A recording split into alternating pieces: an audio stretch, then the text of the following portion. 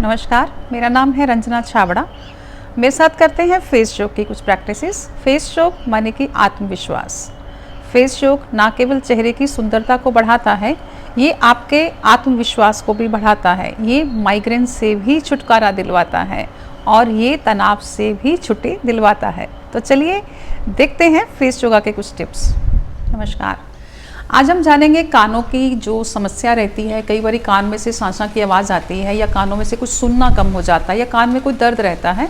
उसके लिए हम आज 4 प्रैक्टिसेस करने वाले हैं। 4 क्रियाएं हैं। कर्णरंध्र धोती का अभ्यास हम करेंगे।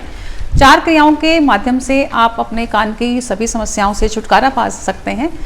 आपको नियमित करना होगा इसको। तो चलिए देखते हैं वो कौन सी हैं 4 क्रियाएं।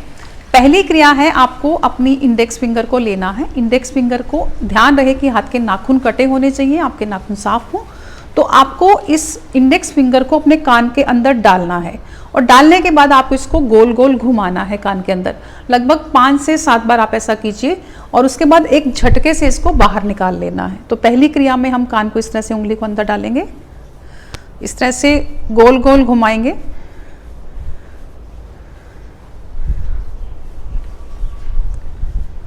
और एक झटके से इसको इस तरह से बाहर निकाल लेना है। तो ये है पहली क्रिया। दूसरी क्रिया के अभ्यास में हम ऐसे वी बनाएंगे अपनी उंगलियों का। वी बनाने के बाद हम कान के इस तरह से पीछे रखेंगे और कान के पीछे रखे इस तरह से मसाज करेंगे। दोनों हाथों से आप ऐसे कीजिए। देन हम दोनों हाथों से इस तरह से मसाज करेंगे। ये भी आपको कम से कम 10-12 बार करना है और टोटल 4 से 5 बार आप इसकी प्रैक्टिस कीजिए डेली। बहुत ही अद्भुत लाभ मिलेंगे आपको। कान की कोई भी समस्या हो उससे आप छुटकारा पा सकते हैं। And relax. और तीसरी क्रिया जो कर्णरंध्र धोती की हम करेंगे, उसके लिए हम जो हमारे कान के जो एरिया है, लोअर पार्ट, ये middle part, then upper part, तीनों लॉब्स को हम खींचेंगे बारी बारी। कम से कम 3-3 बार आपको इसको खींचना है। इस तरह से आप अपने कानों पर रखें, इस तरह से डाउन 1 2 3 और दूसरी साइड से भी, देन मिडल से 1 2 3, फिर ऊपर वाले हिस्से से इस तरह से। अब याद आया बचपन में क्यों कान की खिंचाई की जाती थी। इस तरह से 3 बार हमने इसको खींचना है। तो ये हो गई हमारी तीसरी क्रिया। चौथी और अंतिम क्रिया बहुत ही महत्वपूर्ण क्रिया है। ये चारों क्रियाएं आप कीजिए।